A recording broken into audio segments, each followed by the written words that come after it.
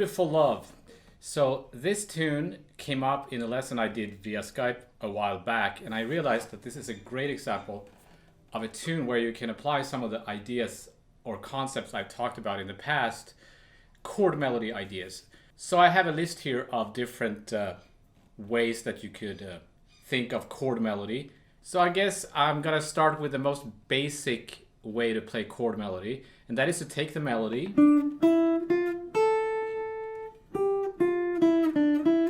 and find kind of the strong notes at the beginning of each bar, right?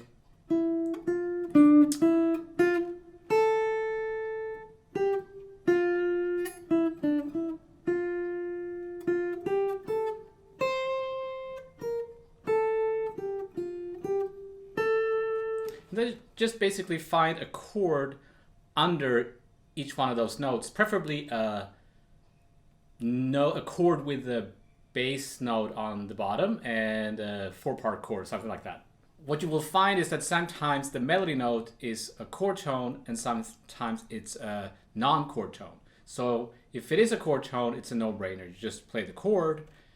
But as in the case of the first note, the A there is not a chord tone, so you play the chord and change the top note to the melody note.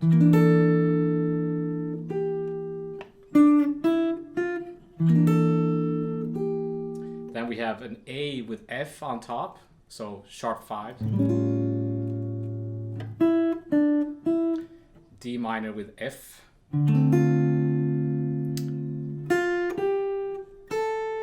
G minor with a C, which is also not a chord tone. So I play a G minor chord and I just change the top note. You can do it here too, right? Then we have an A, so I can play a C13 and then an F major 7. So far we have this.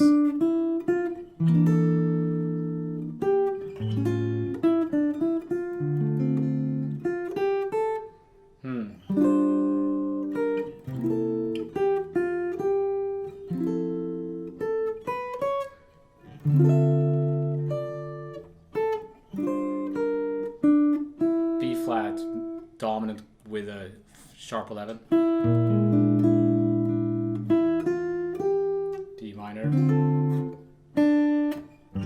G7 flat 5 or sharp 11. For the last chord here, or the E minor 7 flat 5, I can't think of a good voicing with the root on the bottom, so I'm playing like the third inversion of the E minor 7 flat 5. You could always throw in the low E there. So I'm ignoring kind of these little melodies between the strong beats, which is totally fine. So this would be a very basic way to play chord melody.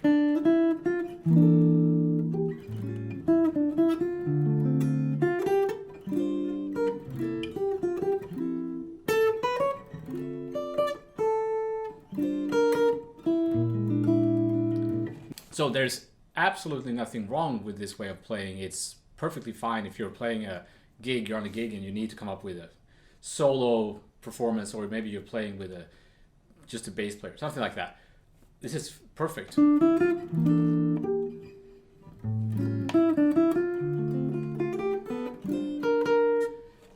Now, the problem with this, there are a couple of problems with this way of playing. One is that it's not surprising in any way. You're kind of not, there's nothing really interesting about it. And you're not leaving anything for the listener. You're kind of giving it all away, as it were.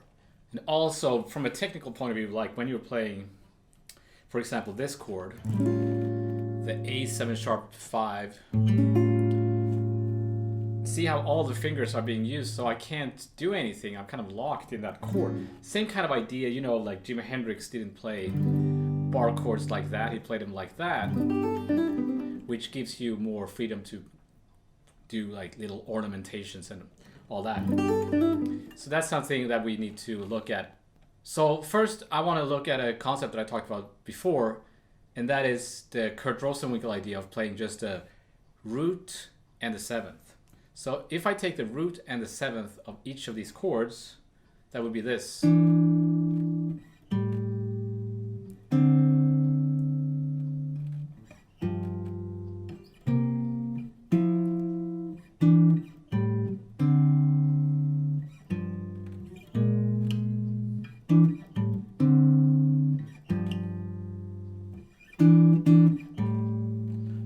So this is what it would sound like if I do that, if I play the bass note and the seventh and the melody at the same time.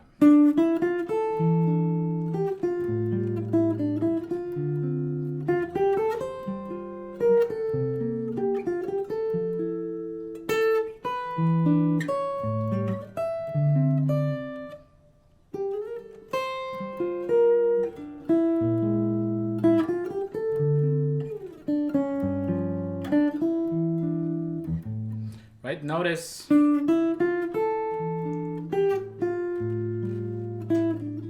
can play the melody there and keep the chord. Whereas before when I played the big old sharp 5 chord, I had to let go of the voicing.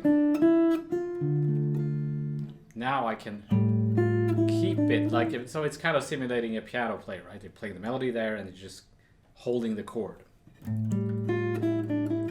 So it's not too different from the previous example, even though we're omitting a lot of thirds.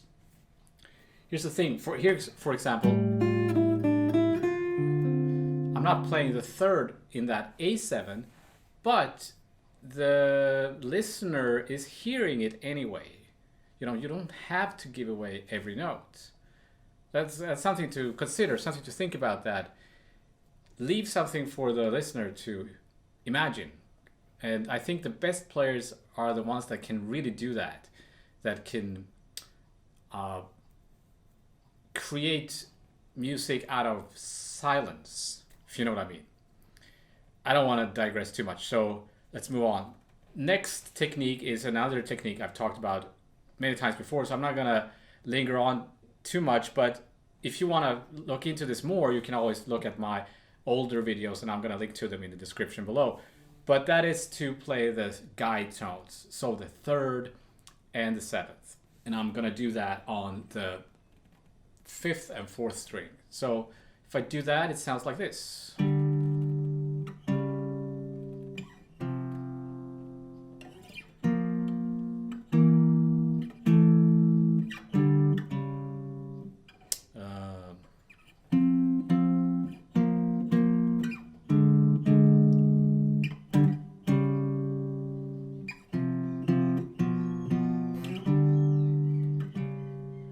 And then adding the melody.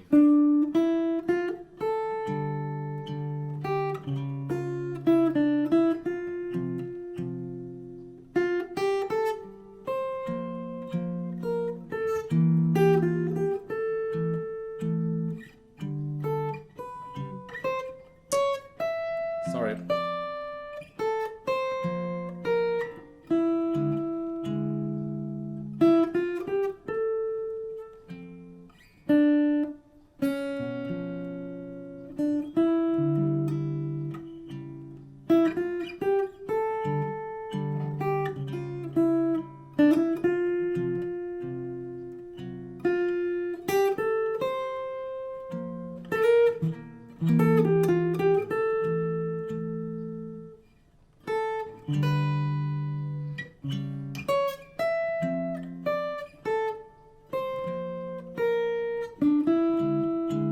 Okay, so notice that I'm struggling a little bit there, but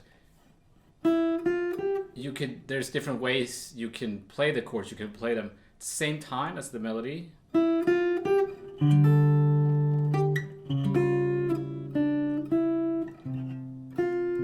So I'm kind of using hybrid picking here. But I usually use them, again, I'm thinking a piano player, like melody and then just throwing in those little chord hits.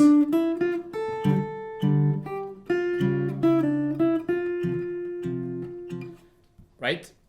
So here we're not playing the bass notes, which you would maybe think is a problem, but I think this works as a solo guitar technique, but it works best if you're playing, let's say, with a trio where there's no piano player and your job is to play the melody and the chords at the same time. Then this is a great technique that you can use to create the illusion of a piano player and the solo instrument at the same time.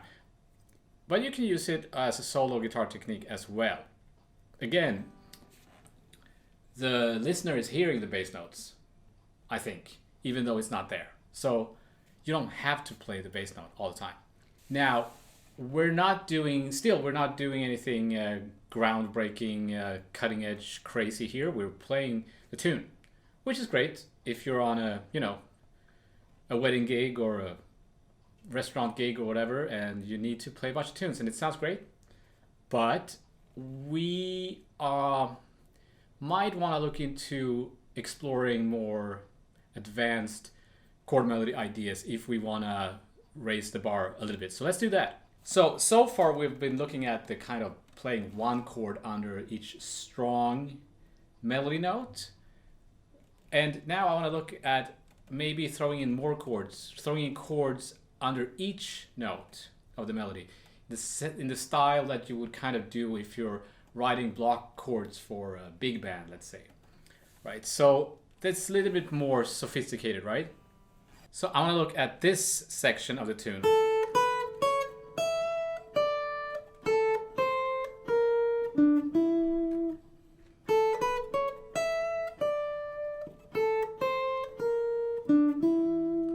So what you can do is use the Barry Harris technique.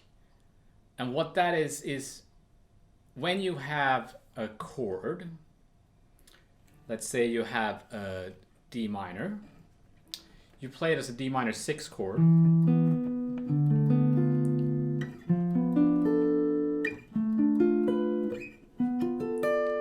With the inversions.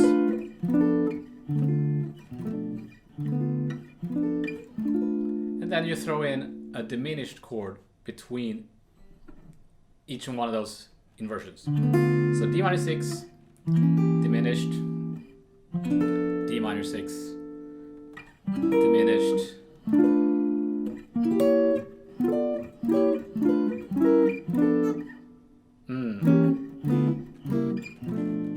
Now all of a sudden the top note is a D minor bob scale, melodic minor bob scale. So if you're interested in this stuff, I recommend the channel Things I Learned from Barry Harris, and I will post a link to that YouTube channel in the description below. I have referred to that channel before. It's one of my favorite YouTube channels.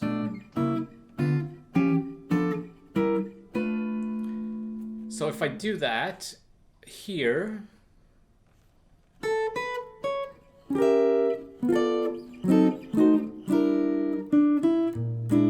so what happened there?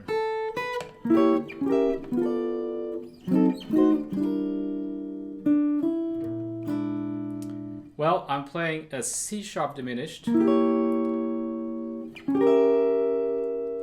D minor 6, A diminished or C diminished or F sharp diminished to G minor 6. So it's kind of like I'm playing A dominant, right? To D minor 6, to D dominant, to G minor 6. Right? Because something we need to understand is that we need to distinguish between chord extensions and leading tones or approach tones. So we need to know what function a note has. That note, you're saying, well, it's the 9th, right? So I play a D minor 9. It is the 9th, but does it want to resolve or does it want to stay there? Because depending on what you think, it's going to dictate what chord you're using, right? So if you think it's a chord extension, then you can play D minor 9. Or you can always play D minor 9.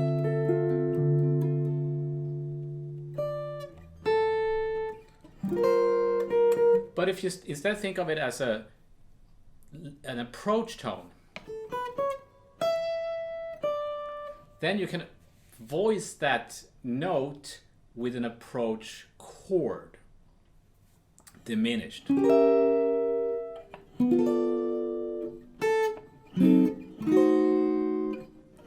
So I'm voicing the approach tones with a diminished chord. So you see the difference. Also, what I like to do is I like to make those voicings smaller. So instead of 4-part, like triads,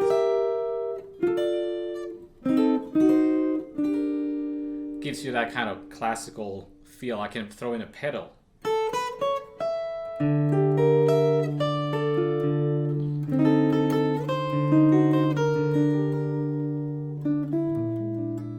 Right? Now, all of a sudden, we've created a lot of music from very little information.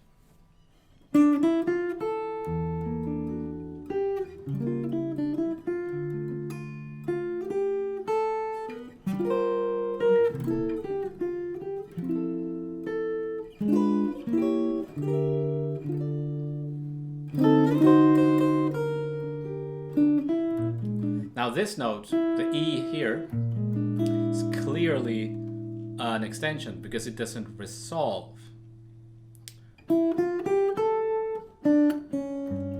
That's also an extension, the C sharp. It doesn't resolve to the D. The D is the passing tone, I think. It's not always clear. Sometimes you can have different opinions about that, and that's going to decide how you voice the note. So if I make that C sharp shorter, for example,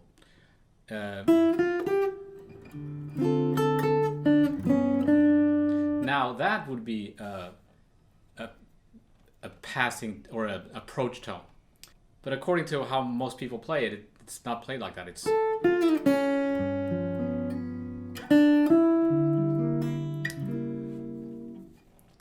that's the Barry Harris technique. There's not enough time for me to get into it more. I'm just kind of scratching the surface here. There's tons of things you can do with that technique. Another little thing you can do is to add in some contrary motion into those little melodies.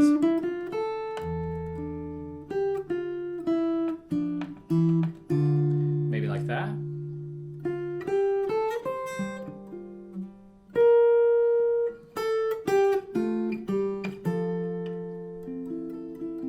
Right? It's pretty and simple. Contrary motion is a huge topic. You can, that was very simple examples. Diatonic.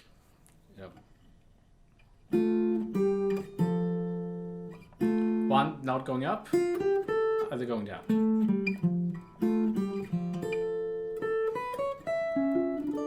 So you could take that concept pretty far if you want to. You can add chromaticism or non-diatonic scales to create contrary motion. Those were just two very simple examples. So I encourage you to explore that more. And I'm going to make some videos in the future where I dig in more to the idea of contrary motion. But I need to move on here. To make things more interesting, let's change the quality of the chord. So you could do that changing the quality just a little bit, or you could drastically change the quality of the chord. So the first chord, for example, I could treat that as a regular -7. If I play this voicing, for example, there's no fifth, but I could add the fifth.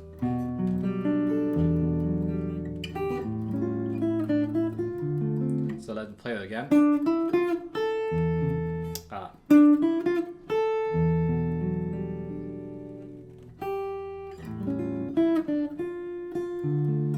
It's not super shocking. It would be, nobody would raise an eyebrow if they heard that.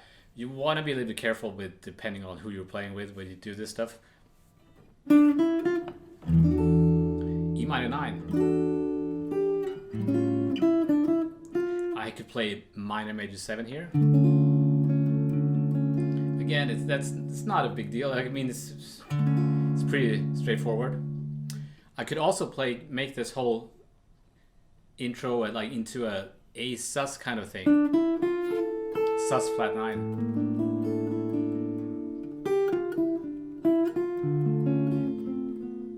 And I could make this into a C sus.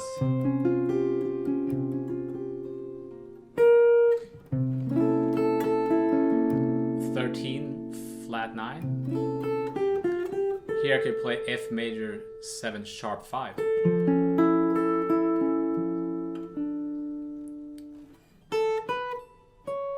Minor major 7.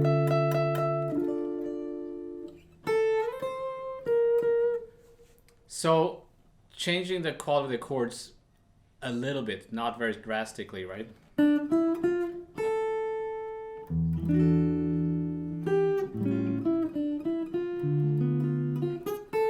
Maybe G minor 7 flat 5.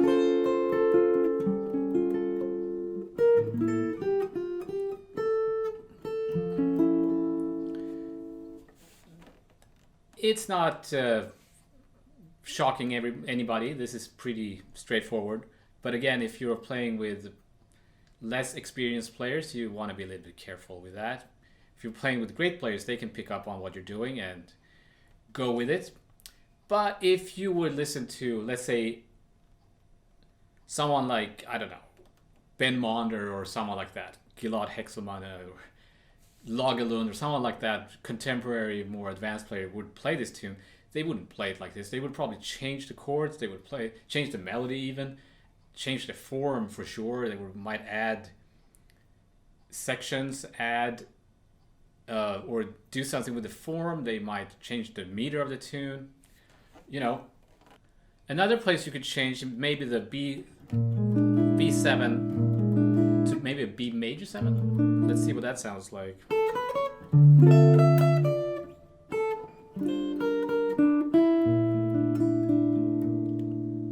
Maybe first a major 7, change it to dominant. That could be some kind of E chord as well, right? It's a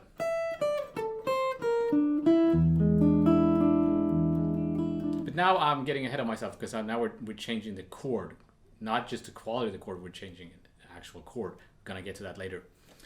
So let's say I'm gonna change a chord drastically, and you see what you think.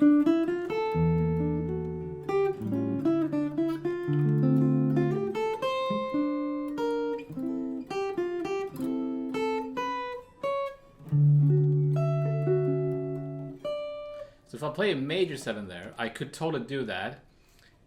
But it doesn't make sense to me. It's too surprising. Because if you're going to change the chords drastically, you have to change most of the chords drastically. You can't just change one chord to something completely different. You have to kind of respect the tune, I think. Because otherwise it's just people are like, whoa, major? So you want to use some kind of sophistication there. That's the challenge. That's the trick. Changing the chords without people noticing that you're actually changing the chords. So let's do that. So let's just play random chords. I'm gonna play chords that got nothing to do with the key. Just gonna pick chord voicings that I like and see what happens. You know, just who knows.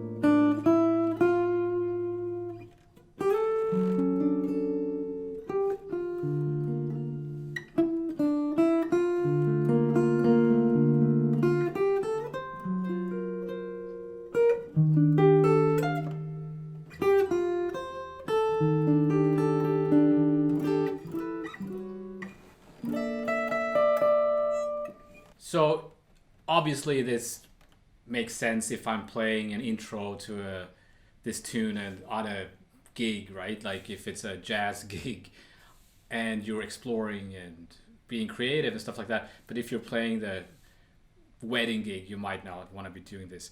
And if you're playing with a band, obviously you have to decide beforehand what these are the chords we're gonna play, and that would be reharmonization. So reharmonization could be you could reharm the tune and still be in the key, right? You could just change the chords a little bit, or adding chromatic 2/5 and all that stuff that I talked about.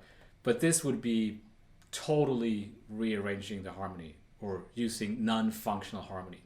I remember seeing a clinic with Chris Potter where he played Nardis and at the piano, and he played the melody, but he just played most random chords that had nothing to do with the key or the tune, and it just sounded so great. So that's what people do these days. It's not super strange. It's something. It's fun. Just take a tune and try to do that. Just see if you can find voicings that you like, and just see if it works. Then eventually you will develop kind of a. It's like developing licks. You will find things that that voicing seems to work. I like this, for example, this voicing. It almost always sounds good.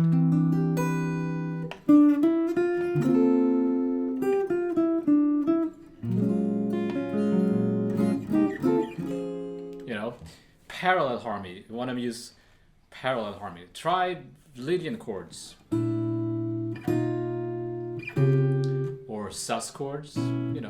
Just experiment and let me know if you come up with something interesting. And have fun. I shall see you next time.